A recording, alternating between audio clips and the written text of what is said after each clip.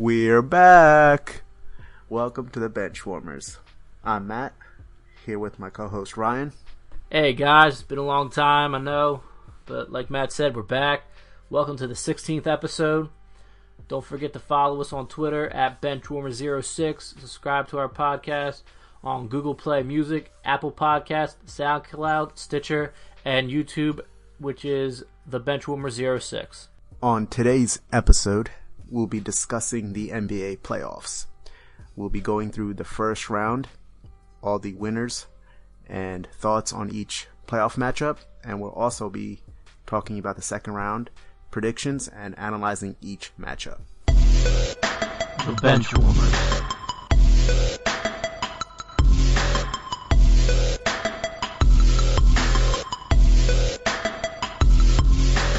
Alright, so let's jump into the East matchups and how the first round played out. So, one of the ones that ended almost the weekend basically was the Raptors versus the Wizards. And the Raptors came out with a 4-2 victory in that series. At home, the Raptors looked great, unstoppable, and then the Wizards looked unstoppable.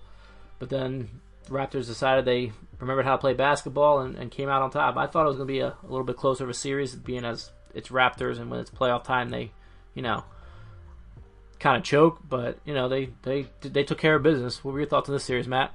Yeah, I mean, like you said, I don't really have a lot of confidence in the Raptors, so I expected a little better matchup. I thought it was going to go 7 possibly, but the Wizards, they don't have any depth. It's basically John Wall and Bradley Beal. They have a couple other guys that are starters that do stuff, but they literally have no bench. So if the starters can't pick it up, they're going to lose.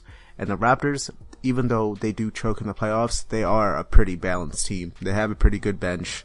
And obviously they're led by DeRozan and Lowry, which, they're all-stars. So I expect them to do well. But overall, I'm really disappointed in how the Wizards played. I don't know what to say. I think John Wall, he is a very good player. But at the end of the day, I don't know if he's going to be able to catapult the team to advance in the playoffs. Oh, no, I definitely agree with you there. They definitely need to add someone else to that team to make them a little bit better than what they are. They're not a full playoff contention team, and it was basically shown with playing against the Raptors. Now, again, the Raptors have been playing at a phenomenal level all season and pretty much continue that into the playoffs. And again, I said the matchups were still very well fought by the Raptors for the most part. But yeah, I agree that the Wizards need to add somebody to make them a second round option and to make it out of the first round basically. So a series that didn't disappoint, except for yesterday's game, was the Celtics versus the Bucks, which the Boston ended up coming out on top 4-3 yesterday win. It was close the first half, and then it seemed like the fourth quarter Boston decided to take it away, and the Bucks, as the Wizards, I feel, don't really have anybody besides the Greek Freak and then Bledsoe. I mean, this was it was a great fall matchup, but each team basically destroyed the other team on their home court, and there was no real well fought games for the most part, I thought, except for the very first game of the series, if I remember correctly, that went to overtime. But then they just blew it away after that too. So I mean, it was that was probably one of the better series. But the Bucks are a young team. That's another issue. But like your statement with the Wizards, I think that was their issue with not having much depth on the roster in general. When they're not an outside shooting team. They don't really have shooters in my mind. They have like 2-3 guys that can shoot the ball. That's about it. With Brogdon, Bledsoe when he's on, and then Giannis. But I don't know. That's just, that's how I see it with that team. Yeah, I'm surprised that this went 7, but I guess the Celtics, you got to give them props. Without Kyrie and Hayward, for them to beat a team like the Bucks. I mean, I know the Bucks are not great, but they are led by the Greek Freak, who you would think in a Game 7 he'd be able to take over and win that game. But the Celtics, I mean, they played tough. And Terry Rozier, he definitely made a name for himself this series. Bledsoe in the beginning said, he doesn't even know who Rozier is. Well, pretty sure he knows who Rozier is now. Oh yeah, Rozier put him on the map, but I did see that at the end of the series they did, shake hands and, squashed any beef they may have had for this series. So, Ryan, what do you think about the fact that the Greek Freak, people believe that he is a franchise player. Wouldn't you think that in a Game 7, he, out of all people, should be able to carry his team to win against a team like the Celtics, who does not have their two best players? I'm very disappointed in him and this team in general.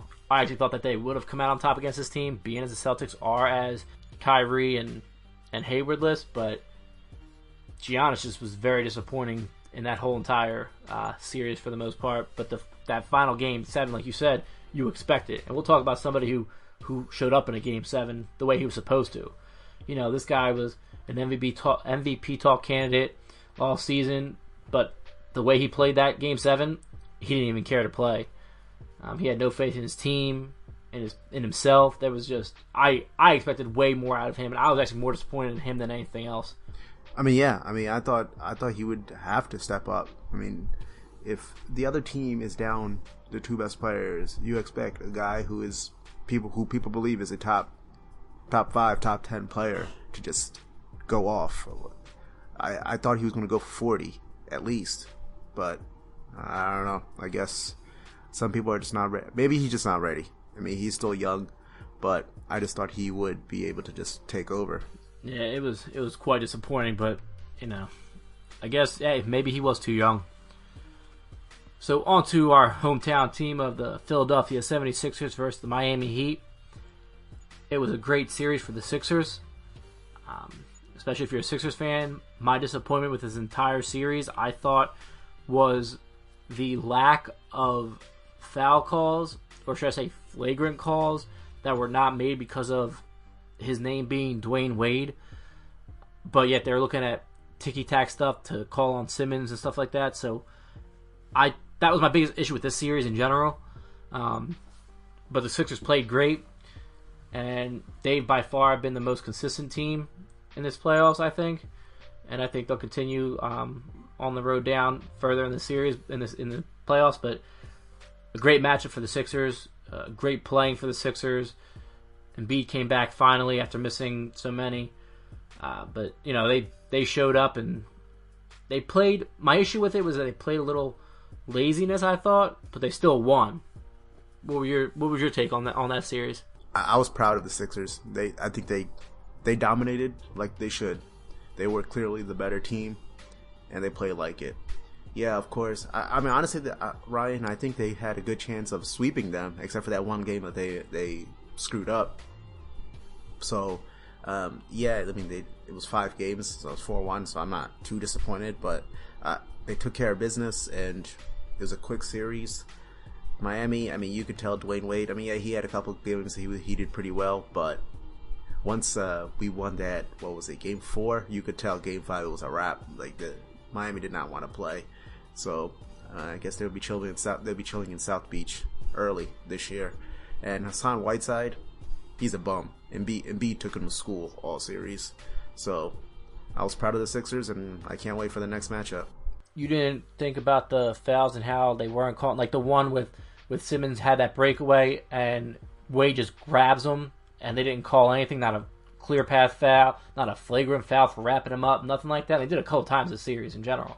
They definitely played physical with Simmons, no doubt about that. They definitely trying to get in his head, but Simmons he's super composed. Nothing really affects him in the game. He just laughs it off and just keeps doing what he does. So you definitely gotta respect that from especially a young guy. This is his first year and he's in the playoffs, and other teams try to intimidate you, and he clearly doesn't care. He's like, whatever, I want to keep doing what I'm doing. You can't stop me, and they can't stop him. That was clear. Oh yeah, no, I was proud of Simmons and his composure. I was just more annoyed, and I have no problem with the physical play of the game. I'm perfectly okay with that. My only issue was the fact is the lack of flagrant foul calls, but you're looking at a little touch and let's see if that was a flagrant, but clear path fouls were not called, and that was my only issue with the series. But again, like you said, I'm proud of the Sixers, and I can't wait to see what they do next. So on to another series that went to 7 games, and their star showed up and scored over 40 points like you were hoping that Giannis did. And I'm talking about the Cleveland Cavaliers beating the Pacers in 7. LeBron showed up that final game and took him to school, made Lance Stevens look like a bum that he really is, and just seeing him was kind of annoying that entire series. I was kind of shocked at how well the Pacers played against the Cavs, but then watching how bad the Cavs actually are, it wasn't that surprising. They play no defense. Their offense is LeBron James, and he can only do so much. And I kind of fear for this Cavs moving forward. What were your take on this series? Yeah, the Cavs are utter trash without LeBron James. I mean, I was surprised to see how bad they are.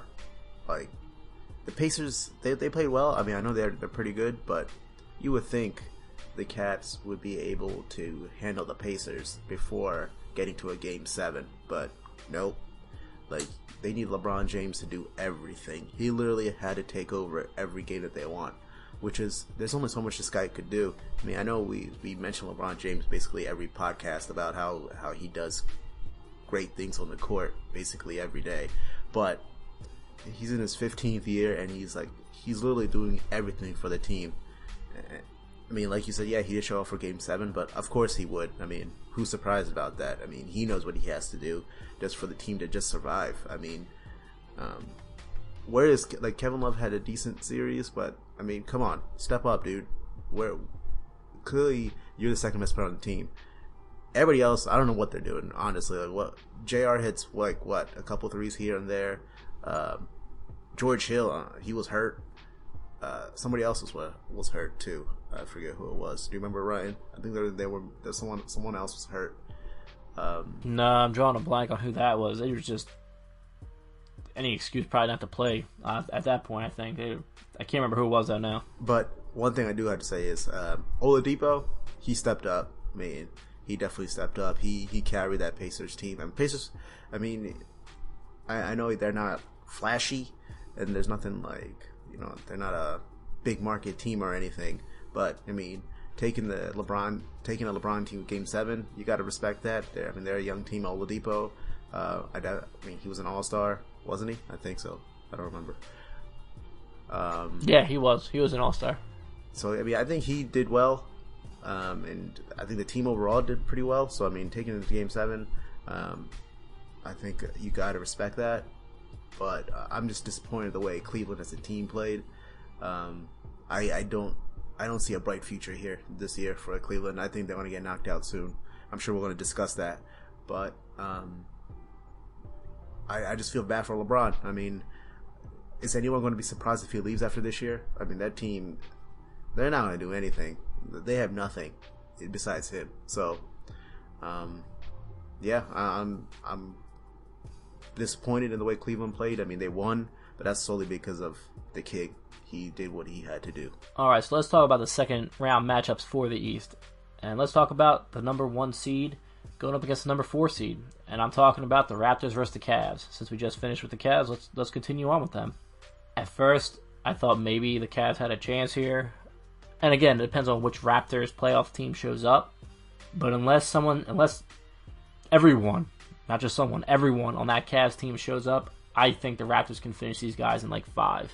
If it even takes that much. I know LeBron's not going to let them sweep them. I'm not saying that, but unless that entire team shows up and Kevin Love does what he needs to do every game, J.R. Smith shoots the threes the way he was supposed to, Korver steps up, George Hill's able to come back. If this team can become a team again and make a playoff run for the finals, I see the Raptors stopping these guys pretty quickly. Yeah, so I mean, LeBron he always beats the Raptors. And we make fun of the Raptors because they always choke. I mean, yeah, they're the 1 seed, but any other year, I would pick LeBron in this series to win, 9 out of 10 times. But this year, the Cavs look so bad. I just can't do it. I can't pick them. I'm going to pick Toronto here. I honestly think there's only so much LeBron James could do. Like, he could average 50 points a game, and I think they still lose the series just because they have nothing. Like, I don't see Cleveland winning majority of the series. I just can't do it. Like, Raptors, they're not a great team, but they're good enough and they're balanced enough. They have more weapons that people on the team is actually doing stuff that I think they could beat Cleveland. You know, like you said, it's not going to be a sweep because LeBron's definitely going to. He himself could win 1 or 2 games by himself, but I won't be surprised if this is done in 6. 4-2 Toronto. You're saying 4-2. I'm saying 4-1 Toronto. We have no faith in LeBron James' team. Not LeBron James himself. We both agree that LeBron can do it. And we've seen LeBron win 2 games himself. So against the Warriors the first year they lost. So it's not impossible for the Cavs to do it. I don't agree with you unless Larry decides not to show up and the entire team just completely and utterly falls apart. I don't see it happening either. So the second matchup is the Boston Celtics, the number 2 seed, versus the number 3 seed, the Philadelphia 76ers. Oh, you gotta love it, right? Boston, Philly. The rivalry continues. I mean, inside of me, I kind of wish Kyrie was playing and Hayward was playing, so we got like all the superstars against our young superstars. But I ain't sad. I mean, this helps us. I think we're gonna win. Celtics. I mean, like we mentioned, they're a tough team. They play hard. They have a great coach. So I don't want to disrespect them in any way. But I think we're going to win. I think we're going to win. I think Simmons and Embiid, as long as they're healthy and they continue doing what they're doing, I got to pick them. And all our role players, JJ, Bellinelli, Ilyasova, I know I'm missing guys right now, but they're all hot right now. I want to keep this going, and I can't wait for this series to start tomorrow. I'm going to go Sixers in 5, 4-1. Well, I'm going to have to agree with you with this 4-1 win as well, oddly enough, and I'm going to pick the Sixers as well. You forgot about Bellinelli as well, but I said Bellinelli. Did you? Okay, I missed that. But here's the thing. If any team the Sixers can play with, it's the Celtics. They can both shoot the ball. And like you said, Redick's on. We'll be okay. You got Simmons at the point. You got Embiid down low. And if Embiid needs to, he can come up and shoot the ball. I think him on Horford, going to be no problem there. My issue is it's going to be another physical excuse me, it's going to be another physical series. And I only worry is how much can these guys take physically to get to after they do beat the Celtics to make it to the next round and play either the Raptors or the Cavs. I don't, it's not going to be a good sign to see them getting beat up left and right. But and again, no disrespect to the Celtics. I mean, Terry Rozier played fantastic in the series against the Bucks, and I think he's going to do a pretty good job with the Sixers. But we are one of the better offensive teams in this entire playoff. So, and it's again not disrespecting the Celtics at all. I just we play defense really well against teams, and I don't think we're going to let the Celtics get to us, and we'll come out, show up, and as I said, we got our shooters on, no problem. As long as Covington decides not to shoot the ball so much, we'll be even better. I'm still not a huge fan of Covington. I haven't been from the very beginning of the season. And, I hope he proves me wrong and goes off and can score. But the 1 for 9, 1 for 13 type stuff just annoys me. And he was one of that whole entire team wasn't shooting really well in the first half against Miami last series in the game 2 that they lost. But he was one of the big things he missed. He was like 0 for 6 from the 3-point line. Like, dude, stop shooting after the first 5 you missed. But that's just my gripe with the Sixers in general and Robert Covington. But yep, I'm with you. I see the Sixers taking this in 5 in a 4-1 series. Moving on to the West. First, we'll go through the first round matchup. We got the 1 versus 8, the Rockets Timberwolves. No surprise here. The Rockets handled the Timberwolves in 5. Harden doing what Harden does. Like we mentioned, he's clearly our MVP pick, and he dominated. CP3 did well. The team did well. They basically just manhandled Timberwolves. Timberwolves, I mean, they're a young team. I mean, Wiggins and Towns.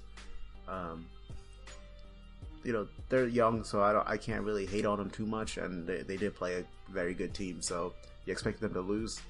So, Ryan, what did you think about the series? So, were you any surprises here, or business as usual here for the Rockets? So yeah, the Rockets. I was kind of disappointed that they did. I was kind of disappointed the Rockets didn't sweep the Timberwolves because of how bad they are. They've been up and down all season, haven't really had much of a team chemistry. I think I had some more inner team fights more than anything. So I was kind of more disappointed in the Rockets not sweeping them. But, the Rockets came out, did what they had to do, and won the series. Maybe they were just giving them one just to make them feel a little better. I don't know. Maybe they just, weren't playing as hard that one game. But yeah, they definitely looked real good this entire series. Next, we got the 2-7 matchup, Golden State and San Antonio. This went exactly the way that we figured it would. The Spurs, they're old. There was no Kawhi. Golden State dominated. Even without Steph, they won in 5. Which, the fact they won in 5 is surprising me because at one point I thought it was going to be a sweep. But Manu didn't let that happen and they won one game. But, yeah, I mean, I think this was obvious. The Golden State was going to win this series. I hope Steph comes back soon because then I think Golden State is going to be clicking on all cylinders. But they still look good even without him, so it's not like they're missing anything really. But yeah, so Ryan, what did you think about this series? Did you expect more from San Antonio, or because of the fact that Kawhi doesn't play and due to their age, do you expect him to lose? Did they do exactly what you expected them to do? So, quick sign up before that, I did read that Steph is supposed to come back for Game 2 of their new series. But to this one and your questions, I kind of expected the Spurs to not show up, and the fact that Manu even showed up, that old man showed up and did what he did was phenomenal. I'm not going to say that the Warriors maybe didn't try as hard that game either, like I'm talking about with the Rockets the last series. And they may have just let them win sort of without playing as hard as they could have, maybe to get some rest, to maybe have Steph back for their series that they needed, let them, take it on. But, at least the Spurs won 1 and didn't get swept. But the Warriors were still playing on all cylinders, did what they had to do, and the old Spurs without a Kawhi Leonard, who, if they had Kawhi, I definitely think they could have beaten the Warriors. But I don't know what's going on there. I don't even know if he's going to return next year. But the Warriors, I kind of actually expected them to sweep these guys. I didn't have much respect for this team as they kind of were in a downward spiral towards the last few weeks of the season. Yeah, another thing I forgot to mention, also, Pop's wife passed away in the middle of the series too, so that definitely didn't help the cause, and definitely our condolences to the Popovich family for that. I don't know if Pop should even come back to coach this team. I mean, like you said, Kawhi may not come back. All his guys, Tony and Manu, I mean, they should really retire. So now with the passing of his wife, maybe Pop should retire and just relax. I mean, he's clearly a legend, Hall of Famer. He has really nothing else to prove as a coach. So. Oh yeah, I agree. Like you said, our condolences to the Popovich family. But yeah, I kind of expected when that had happened, maybe the Spurs, it would have given them some surge, to play for Pop and his family, and they really didn't do anything for that Game 3 at all. But I agree with you, maybe it's time for him to, to hang it up, to, give the reins to somebody else and, sit at home and relax now. Maybe GM something, I don't know, but I think, maybe it's time to end the whole coaching career. You're a Hall of Famer. You're a great coach. There's no denying that. You've done so much with this team that, much respect to Pop and everything he's done. On to the matchup that, in my opinion, was the most disappointing. The 3-6 Blazers Pelicans. This was a sweep. What was this series? I am truly just baffled on what occurred here. How does a team with Lillard and McCollum just get destroyed? You can't win a game. I mean, I know Anthony Davis is very good. It's one of the best players in the league. I get that, but seriously, you can't win one game, and you're the 3 seed. You're the better team in theory on paper, but this was a shellacking. Pelicans, I don't know what to say. I mean, Davis, Rondo, and let's not forget the legend, Jrue Holiday. Can't forget the legend. they all balled out. I can't. Well, what could you say? Blazers stop. Like, well, what were you guys doing? Like, you can't win one game. I don't know.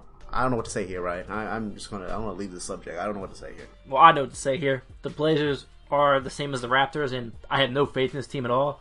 But I expect them to get by the Pelicans, like you. But listen, there's some factors here that we didn't equate when thinking about the Pelicans, and Anthony Davis did what he had to do, but without his two role players, Anthony Davis and that Pelican team would not have won. And I saw things like, do they even need Cousins and da-da-da-da-da. Yeah, they still need Cousins. I think they maybe have a better chance in their second round matchup if they have Cousins too. But first off, playoff Rondo is by far a monster. He did that last year before he got hurt when he was in Chicago, and did it again with the Pelicans in this first round. But let's talk about it. We joke about, the legend Drew Holiday and make fun of it and all that. But let's not forget, he was an all-star when he was with the 76ers. And this kid's defense is phenomenal. He shut down Lillard. He made Lillard look like a child. He played phenomenal on defense. Great offensive output. And that team does not win without the way that Holiday played, combined with Anthony Davis and the Pelicans. Role players there. Now, people were like, who was the best playoff player so far? And, it wasn't Davis. It definitely was not. I mean, he had role players there, and they did what they had to do, and he would not have won that series without Holiday shutting down Lillard. Lillard literally did nothing. This was shocking. I'm not going to disagree. I did not expect a sweep. The Pelicans, like the Raptors, are not a playoff team in my mind. They can't play well together, and I mean that as in Lillard and McCollum forget how to shoot the ball, and they did. They forgot how to shoot the ball. And I'm going to equate a lot out to, I'm not taking anything away from Holiday on this at all. The man played and showed them up, and it was a sweep. It was a sweep, and it was a beautiful sweep if you're a Pelicans fan. That's all I can say to that. Yeah, I'm still at a loss. I don't know what to say to this series. Like, I remember watching this series, and I'm saying, what is happening? What am I watching right now? Like, Pelicans, they're a decent team, but I would not think that they could just sweep anybody. A playoff team, especially a team like the Blazers, it's not like they don't have good players. So, I'm gonna move on. I'm gonna get angry if I continue talking about the Blazers. We got the 4-5 matchup in Thunder and Jazz.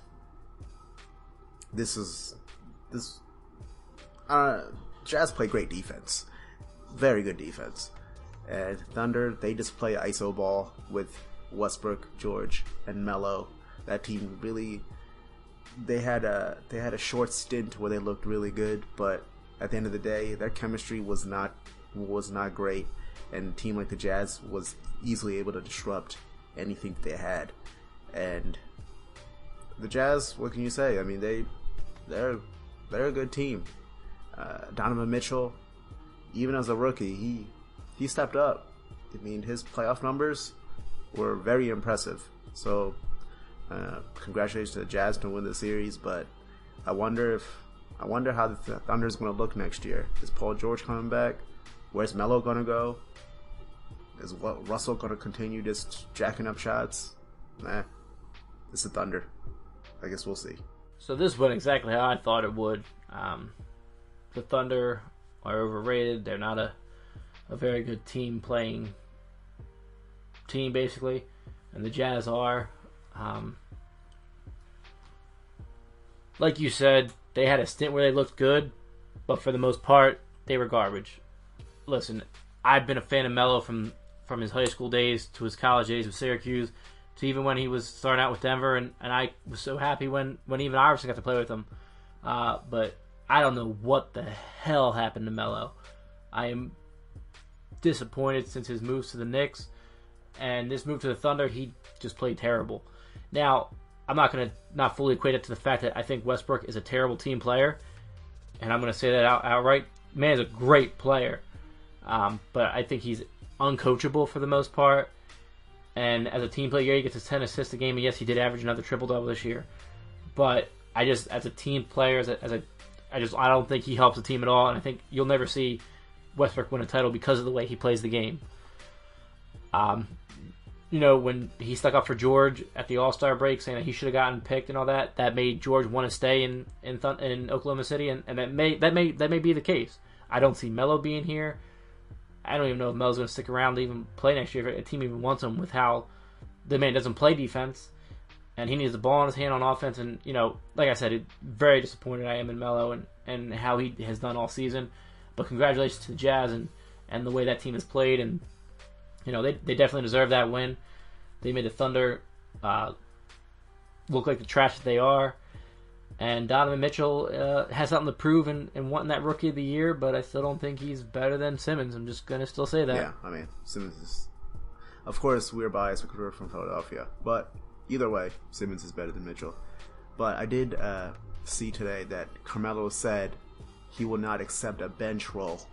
He wants to be a starter. Dude, you're not helping the team. At least if you're a bench player, you could come in and gun and no one cares. But, I mean, Dwayne Wade took a bench role and he played pretty well as a bench player and helped the team. He's not starter worthy, in my opinion, currently. I mean, like you said, he plays not a lick of defense. Offensively, he's just an ISO guy. He just guns. Might as well just be a bench guy. Just come in and be that guy who basically leads that second unit in scoring. Like, why can't he just do that? But hey, if he has that attitude that he wants to be a starter, he might end up with a team that he does not want to be at. Granted, he does have that no trade clause, so he kind of gets to choose where he wants to go.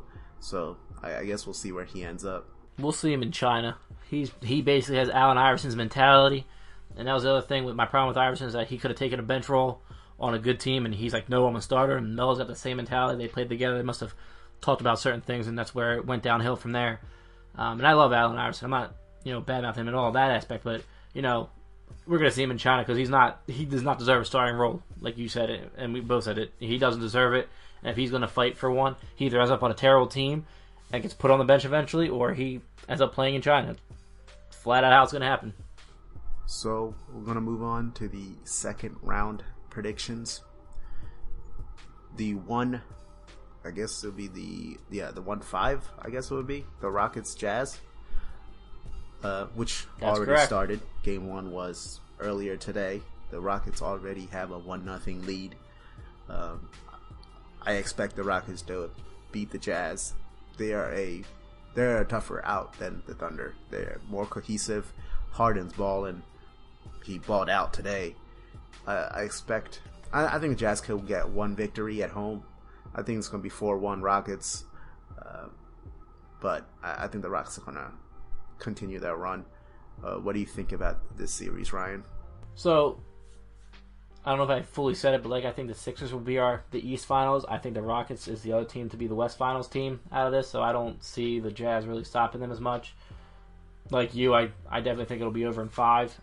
If not sooner, if the Rockets play the way they played today. They played phenomenal and basically shut them out. The Jazz had a couple injuries, a couple guys out, but I don't see the Jazz really matching up with these guys well. Shooting wise, Mitchell's going to do what he can, but I see the Rockets taking this in 5 at the worst. The men next matchup, we got the 2-6 Warriors Pelicans. This also started. This was last night.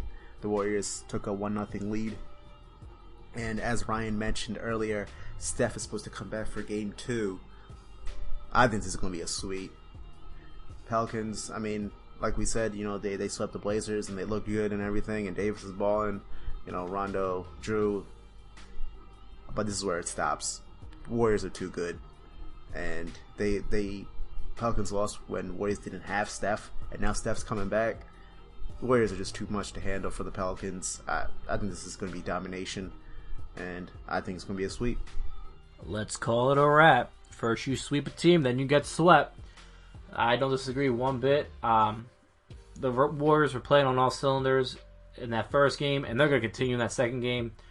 But the reason I think it's going to be an easy win based from the beginning is Pelicans don't really have shooters as much, and the Warriors are an entire team full of shooters. I don't see it being that easy for the Pelicans to show up, and they don't have to go down low, and they really didn't in that first game, and I don't think you're going to see it at all that much in the rest of the series, and they'll take them out. Like you, I can't disagree. It'll be a sweep for the Warriors, and they'll be facing another possibility to go to a title. All right, on to hot topic. For mine, I'm gonna get into the NHL playoffs since we haven't really talked about it. And let's talk about as much as I don't want to talk about. Let's talk about the Philadelphia Flyers and how they basically didn't even show up for the playoffs. It was a disappointment being a Philadelphia fan at how well Philadelphia teams have been doing this year. But it was just, I know they had some injuries and all that, but it was worse of a loss because you played our rivals in the Pittsburgh Penguins, and you would have hoped for something a little more. And granted, they're going for their third straight title, the Penguins, but they had a chance to beat them, and that team just played horrible, played terrible. Not saying there weren't some bad calls on the refereeing side, but in general, it was just a terrible series for the Flyers. And I was so disappointed in the fact that they couldn't even win that first round. At least knock the Penguins off. At least beat your inner rivals in the Penguins and send them packing back to Pittsburgh. But nope, Pittsburgh sent us back packing to Philly. So all in all, it was a great series for the Penguins, and they have continued to not do as good since they're playing the Capitals. And as much as I don't want to see either team win, I'd rather see the Capitals knock off the Penguins and the Penguins get a third straight title out of this. Yeah, I mean, losing to your rivals, your in-state rivals in Pittsburgh, is not what you want to do if you're the Flyers. So I was disappointed to see that, but what can you say? Pittsburgh, I mean, Sid the Kid, he's an all-time legend. He just continues to dominate, and Flyers, I mean, I don't think many people expect the Flyers to even go to the playoffs this year, but the fact that they did, and granted, they did lose in the first round, but I'm more disappointed because of who we lost to than the fact that we lost. So, like you said, I mean, now it's Pittsburgh and Washington. I mean, they're both rivals to the Flyers, so I kind of wish neither team would win, but I don't have a preference. Kind of like you said, I hope they both lose somehow, and let's go Vegas. I want Vegas to win it all. On to my hot topic. Unfortunately, we didn't get a chance to talk about this as one of our agenda items, but we figured that it'd be a good hot topic. The NFL draft. The number one pick was Baker Mayfield. That's a very Cleveland Browns type of thing, to pick Baker Mayfield. No one expected them to pick him. Especially after the fact they had Johnny Manziel as their pick a few years back, who basically, Baker is the new Johnny. So I was surprised by it, and I don't expect this to be turning out well. So, whatever, Cleveland continued to be idiots. And then they had a fourth pick where they picked a corner, which I don't really have anything bad or good to say there. I mean, it is what it is, but I'm confused on why they picked him as quarterback number one. And they could have picked either Sam Darnold, they could have picked Josh Allen, they could have picked Josh Rosen. Instead, they picked Baker Mayfield. I mean, alright. Do you, Cleveland. Have another 5'11" quarterback that has attitude issues. But number two, Saquon. I mean, Ryan, he did go to Penn State, and I know you're a Penn State alum, so you must be a fan of Saquon. And I have the utmost respect for Saquon. I think he's nasty. I think he was the most talented player in this draft. Unfortunately, he goes to New York Giants, which, as an Eagles fan, can't be happy about. Don't want to see him twice a year. Dude's going to kill us. He is a beast.